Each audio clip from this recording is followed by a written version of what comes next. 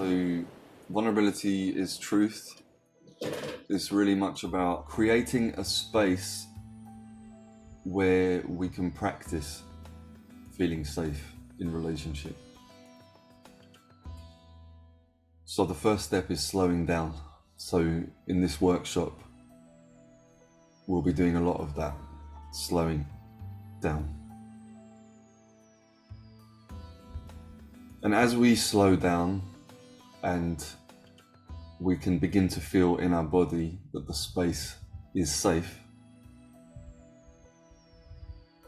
the heart then becomes more willing to speak, free of the tensions in the mind.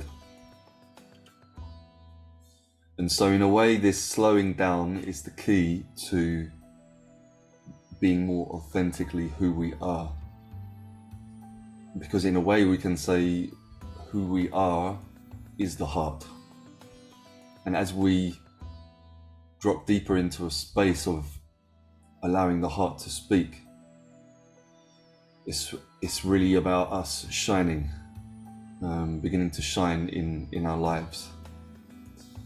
And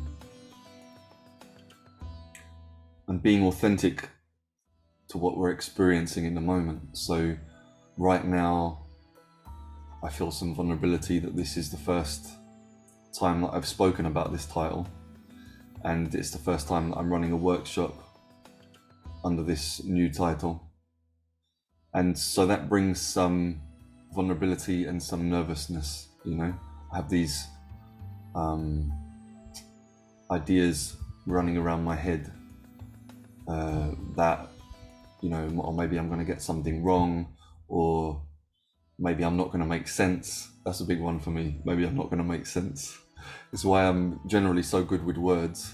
It's because I taught myself to be really good with words in order that there's less chance of me not making sense.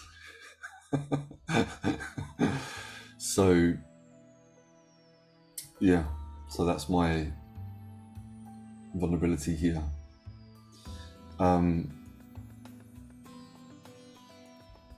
So this workshop will be really much about practicing having the experience of feeling safe, actually. And moving on to the next level of that, there's the opening of a conversation with the survival parts. So very often what happens is this: when the nervous system is traumatized and then presents us with certain limits in terms of our capacity to live more fully, we get frustrated about that. We get frustrated that we can't do what normal other people do in certain areas of life, in certain circumstances. As a result of that frustration, we try to take control of our lives. But what we forget in that movement is that we are not in control of our lives. Actually, the parts of us who are controlling our lives are our survival parts, because they will only allow us to live to the limit that they represent. And as soon as we stop listening to them and stop listening to the limit, and we try to do more than that from a space of like pushing something to happen, that's when we're going to shut down and survival mode. And then when we no longer have access to who we truly are, we no longer have access to our authentic self, and we actually become our survival self. And it's an unconscious process. We don't even realize that happens. And with some people, it can be so chronic that people live their entire lives as their survival selves, never really being able to experience who they truly are.